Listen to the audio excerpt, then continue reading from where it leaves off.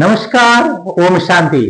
के तपाईलाई थाहा छ हाम्रो जीवनमा कहिलेकाहीँ परिस्थितिलाई हेर्ने हाम्रो मनस्थिति गलत भएको कारणले गर्दा पनि तनाव भइरहेको हुन सक्छ।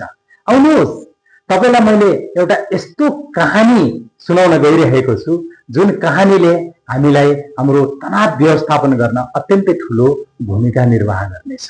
आउनुहोस्, कहानी सुरु गरौँ। एकचोटिको कुरा हो, दुईजना साथीभाइहरू सधैँ धार्मिक कामहरूमा व्यस्त हुँदा रहेछन्, सामाजिक कामहरूमा व्यस्त हुँदा रहेछन्। उनीहरूलाई एक दिन संकल्प चल्दछ, हामीहरू चार धामको यात्रा किन नगर्ने त। उनीहरू चार धामको यात्रा गर्नको लागि भनेर संकल्प गरेका थिए। त्यसको पूर्व सन्ध्यामा यानी एक दिन पहिला बेलुका साँझको बेलामा कार एक्सिडेन्ट हुन पुग्छ। जब कार एक्सिडेन्ट हुन्छ, एकजना साथीको केवल हात मात्रै मर्किन्छ, अर्को साथीको भने घुँडादेखि तल काटेरै फाल्नुपर्ने आवश्यकता हुन्छ।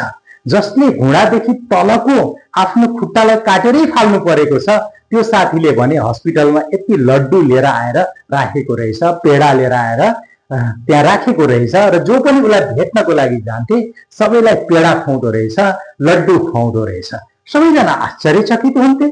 यसको घुँडै काटेर फाल्नु परेको छ, खुट्टै काटेर फाल्नु परेको छ, त्यही पनि यो त आनन्दमा छ, खुसीमा छ भनेर सबैजना वाक्क हुँदा रहेछन्। आनन्द, यो के भइरहेको छ भनेर।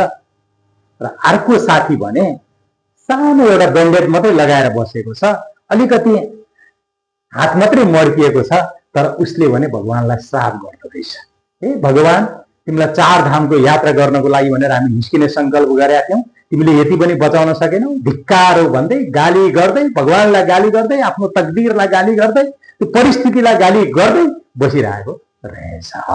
अब हेर्नुहोस् है, कस्तो अनौठो प्रवृत्ति। एउटाको त्यत्रो ठुलो चोट लागेको छ, उसले लड्डु बाँडिरहेको छ, र एउटाको अलिकति मात्रै दुई चार दिन रेस्ट गरे ठिक हुन्छ, उसले भने भगवानलाई श्राप गरिरहेको छ। है, यस्तो किन हुन्छ त? हैन, यो उसलाई सोधियो, त्यो जसको खुट्टा काटेको व्यक्ति हो, उसलाई गएर सोधिएछ, तिमी किन खुसी छौ? उसले भन्दो रहेछ, आहा, मैले गरेको पुण्यको फल मलाई मिल्यो। भगवानको मैले कति आरती गरेको थिएँ, कति दान पुण्य गरेको थिएँ, कति सामाजिक कार्यहरूमा म इन्भल्भ भएको थिएँ, त्यसको प्रतिफल मैले आज पाएको छु। भगवानले मलाई दिनुभएको छ। मेरो दुईटै खुट्टा काटेर फाल्नु परेको भए पनि मैले स्वीकार गर्नै पर्थ्यो, मेरो हात खुट्टा काटेर ठुटो बनाउनु परेको भए पनि मैले स्वीकार गर्नै पर्थ्यो, मेरो शरीरै छुटेको भए पनि मैले स्वीकार गर्नै पर्थ्यो। भगवान कति दयालु हुनुहुँदो रहेछ, कति कृपालु हुनुहुँदो रहेछ। कमसेकम भगवानले मेरो दाहिने खुट्टाको तलको भाग मात्रै त लानु भएको छ, अरू त मेरो सब एज इट इज छ, म जे पनि गर्न सक्छु भनेर ऊ त्यो सकारात्मक चिन्तन गरेर बस्दो रहेछ। हेर्नुहोस्, त्यो परिस्थिति माथि पनि उसको मनस्थिति ऊँचा भइरहेको छ। अर्को साथीलाई सोधिएछ, तिमी किन यति डिप्रेसमा गएका छौ? उसले भन्दो रहेछ, भगवानको लागि मैले के गरिनँ? मैले सामाजिक कार्य गरिनँ कि, मैले आध्यात्मिक कार्यहरू गरिनँ कि, दान पुण्य गरिनँ कि?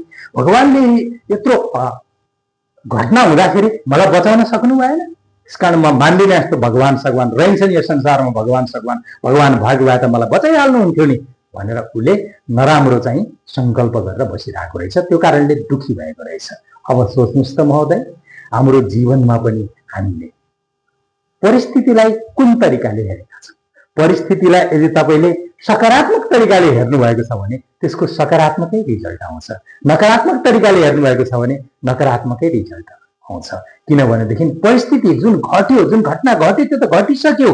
अब त्यसको लागि मैले चिन्ता गरेर बसेर, टेन्सन गरेर बसेर, डिप्रेसन भएर बसेर त मलाई त्यो समाधान त हुनेवाला छैन।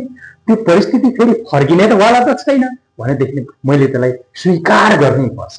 एक्सेप्टेन्स, स्वीकार गर्नुहोस्। जब तपाईँले स्वीकार गर्नुहुन्छ अनि तपाईँको चेहरामा मुस्कान आउँछ।